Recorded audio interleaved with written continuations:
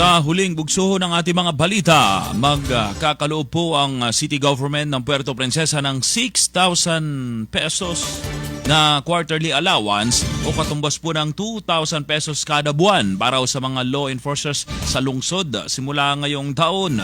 Sa isang talumpati po ni Mayor Lucilo Bayron na ang allowance na ito ay bilang pagkilala sa serbisyo at sakripisyo ng mga nagpapatupad ng batas.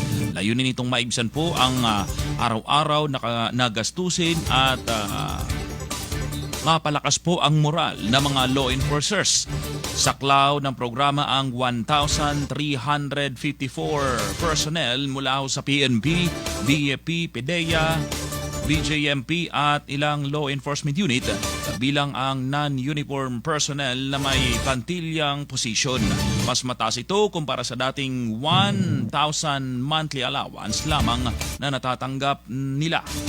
Kinatuwa naman ng mga pulis ang dagdag na ayuda at patuloy na suportang ibinibigay sa kanila ng pamahalaang panlungsod. Bandera Balita ngayon.